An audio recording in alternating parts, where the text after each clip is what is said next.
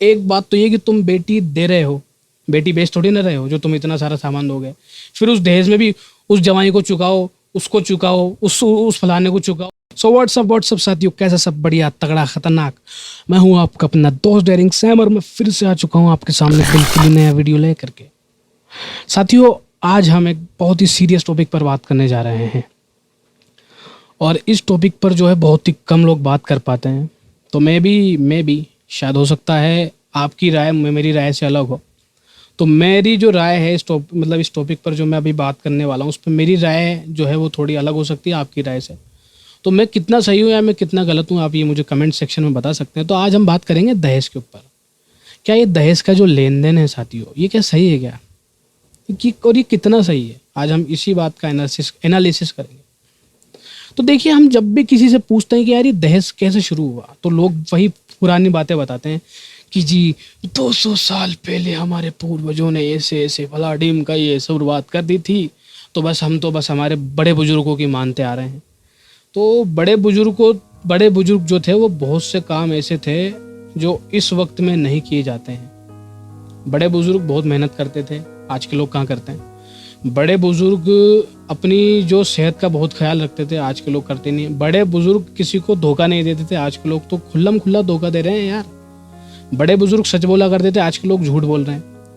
तो आज हमको यही सीखना है, आज हमको ये देखना है भाई बड़े, और अगर देखिए मान लीजिए बड़े बुजुर्ग ने भी ये जो दहेज का सिस्टम लागू किया था, तो उस वक्त यार दिमाग जो था इतना विकसित नहीं था किसी का भी। हम सोच भी नहीं सकते थे कि आज मैं ये मोबाइल यूज़ करूँगा, या फिर आज मैं पीसी यूज़ करूँगा, या फिर ये आज माइक में यूज़ करूँगा। क्या ये चेयर एक ऐसी चेयर भी बनेगी जो कि राउंड एंड राउंड घूम सकती है। और आने वाले टाइम में टेक्नोलॉजी बहुत ज़्यादा आगे जाएगी, आप सोच भी नहीं सकते उतना। हमारा भारत तो मतलब हर चीज़ में दुनिया 2 कदम आगे रहती है, हमारा भारत 7 कदम पीछे रहता है, वो भी अपनी गलतियों की वजह से। और वो उसी एक सबसे जो एक इतनी सारी गलतियों के अंदर आज मैं ये एक गलती पकड़ करके लाया हूँ। अब मेरी राय इसमें क्या है और आपकी इसमें राय क्या है वो आप खुद देखिए। चलिए अब शुरू करते हैं इसके सबसे पहले चरण से कि ये होता क्या है। सबसे पहले कैसे इसकी शुरुआत हुई। शुरुआत मैंने आपको बता दी कि ये जो जब भी इन लोगों से पूछा जाता है कि यार ये दहेज तुम क्यों ले, दहेज का लेन देन तुम क्यों कर रहे हो, तो ये सारा जो जिम्मा है ये अपने बड़े बुजुर्ग पर छोड़ देते हैं, जो कि चले गए, मतलब अपने पूर्वजों पर छोड़ देते हैं कि भाई इन्होंने शुरू किया था तो हम भी दहेज की जो एक प्रथा है इसको हम लेते हैं और हम दहेज देते भी हैं। तो क्यों देते हो और क्यों लेते हो, सबसे बड़ी बात तो ये भाई, एक बात तो ये कि तुम बेटी दे रहे हो, बेटी बेच थोड़ी ना रहे हो जो तुम इतना सारा सामान दोगे। फिर उस दहेज में भी उस जवाई को चुकाओ, उसको चुकाओ, उस फलाने को चुकाओ, उस नाई को चुकाओ, ढिमकाने को चुकाओ। अरे भाई एक बेटी का बाप पूरी जिंदगी भर की कमाई एक पिता जो है ना अपनी बेटी की उस शादी में लगा देता है और उन लोगों को खाना खिलाने के लिए लगा देता है जो कि उसकी चौखट पे आकर के उसका कभी हाल तक नहीं पूछता कि भाई तू कैसा है। ये हाल है आजकल के लोगों का।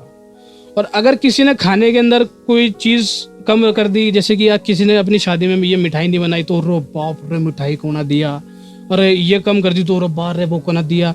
और अगर एक भी दहेज का एक लोटा या मग्गा भी कम हो गया ना तो उस तक की लोग आजकल बातें मिला देते हैं। तो कितना पीछे जी रहे हैं यार हम, अफसोस तो इस बात का है, कितना पीछे जी रहे हैं हम लोग। विदेशों में इतना सब कुछ सोचते ही नहीं है, का काम हो गया, खेल खत्म। विदेशों का तो एक ही रूल है कि खुद कमाओ और खुद करो।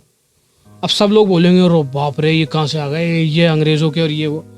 अरे मैं ये थोड़ी ना बोल रहा हूँ उनके जैसा बन जाओ। मैं ये बोल रहा हूँ कि इंस्पिरेशन तो हम किसी से भी ले सकते हैं ना।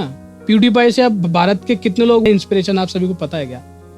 ज़्यादातर जो यूट्यूबर है वो प्यूडीपाई है, और भी कई बड़े बड़े जो फॉरेनर यूट्यूबर से ही तो इतना सब कुछ सीख करके या फिर उनसे इंस्पिरेशन ले करके आज हमारे यहाँ पर उन लोगों ने शुरू किया है। तो इंस्पिरेशन ऐसी चीज़ों के अंदर इंस्पिरेशन हम नहीं ले सकते क्या। तो ये क्यों दहेज की प्रथा हम सभी पर थोपी जाती है आप सभी को, क्या आपको गलत नहीं लगता क्या यार।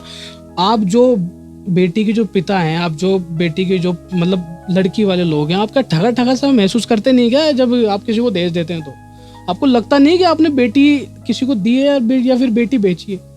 और उसके बाद फिर होता है कि वो दहेज भी ले लेते हैं, सब कुछ ले लेते हैं, शादी हो जाती है, फिर वो लड़का बोलता है कि मुझे तो तलाक चाहिए, तलाक दूंगा मैं तो, वरना फिर तो तू कुछ भी मत कर, तू तो बस तेरे घर वालों से बोल इतना पैसा दे दे, उतना पैसा दे दे, इतना पैसा दे दे। फिर इनके ये सीन शुरू हो जाते हैं। फिर आखिर में ये आता है कि वो बेटी को जान करके कुछ ना कुछ गलत कदम उठाना पड़ता है, और जो कि आप सभी ने देखा भी होगा। अभी पिछले कुछ दिनों में एक केस आया था, यहाँ पर एक लड़की ने सुसाइड कर लिया था, एक शादीशुदा लड़की ने। वो भी किसकी वजह से? सिर्फ और सिर्फ अपने हस्बैंड की वजह से। तो हम यही तो है सबसे बड़ी बात, ये कि आप ठगा ठगा महसूस करते ही नहीं हो। आप जब सोचते ही नहीं हो इन सब चीज़ों के बारे में, आप इन सब चीज़ों का मतलब आप सोचते ही नहीं हो कि यार ये बात, जो जितनी बातें 200 साल पहले कही गई थी, तो आज हम इसके अंदर इसको क्यों माने यार? मतलब देखिए, वो 100-200 साल जब पहले कही गई थी तो वो समय अलग था भाई, आज का समय अलग है। आज लोगों के जो मानसिकता है वो चेंज हो गई, माइंड सेट जो बदल गया।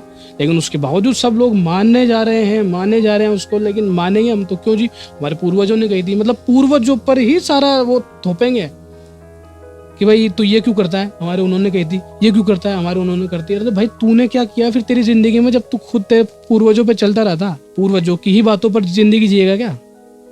मुझे एक बात समझ में नहीं आती यार, कि एक ही तो हमको ये एक ही जिंदगी मिलती है साथियों, एक ही जिंदगी, और उसको भी अगर आपको एक्सप्लोर ही नहीं करने दिया जाता है, सही से खुल के जीने ही नहीं दिया जाता है, तो फिर उस जिंदगी का भी क्या काम यार? तो यार ये जो दहेज का ये जो पूरा ये जो एक सिनेरियो, जो सीन बनाया जा रहा है इन दिनों के अंदर भी, इसको मैं तो बोलता हूँ कि बंद करवा दीजिए। इसका कोई अर्थ नहीं होगा यार। फिर मतलब आप ये समझ लीजिए, आप अपनी बेटियों को जो है वो किसी को दे नहीं रहे हो, आप अपनी बेटियों को बेच रहे हो, या फिर आप अपने सर पे से जो एक बोझ होता है उसको हटाना चाह रहे हो। लड़कियां आज बाहर नहीं निकल सकती, मतलब लड़कों को इतना ज़्यादा वो आवारा लफंगा बना दिया है कि वो कुछ भी कर सकता है, अपने उसके जो दिल में आएगी वो करेगा। वो खुद बोलता है मुँह से यार, वो खुद मुँह से बोलता है, अरे हम भी तो लड़के हैं यार। वो खुद मुँह से बोलते हैं कि नहीं हम तो ऐसे करेंगे। मतलब बीवी तो उनको चाहिए एकदम, बीवी तो उनको चाहिए बिल्कुल अछूत, कि उसको किसी ने छुआ ही नहीं है, ठीक है? बीवी तो उनको अछूत चाहिए, और गर्लफ्रेंड के साथ सब सोना चाहते हैं। वाह यार, ये तो बहुत अच्छा सीन है तुम लोगों का। तो अगर मेरी कोई बात आपको बुरी लगी हो तो देखिए जी, मैं तो दिल से मैं तो आप सभी को बोलता हूँ सॉरी। लेकिन जो मेरी जितनी बातें ना, एक बार उन पर गौर कीजिएगा और सोचिएगा। ये मेरी अपनी राय है, मैं किसी के ऊपर थोप नहीं रहा हूँ, और इसको पर्सनली लेने की कोई ज़रूरत भी नहीं है। उसके बावजूद भी आप अगर इसको पर्सनली लेते हैं तो यार वो अब आपका माइंड है और आपका सब कुछ है, मैं कुछ भी नहीं कर सकता जी। हमारा जो काम था हमारा काम था बोलने का, और हमारा काम था बोल करके माफ़ी मांगने का, जो हमने मांग ली है। अब वो आप अपने अभी भी आप इसको दिमाग के अंदर इतना लेके चल रहे हो कि क्या बोल दिया क्या नहीं बोल दिया, बजाय ये सोचने की कि यार इसने जो बात बोली है वो सही है कि नहीं।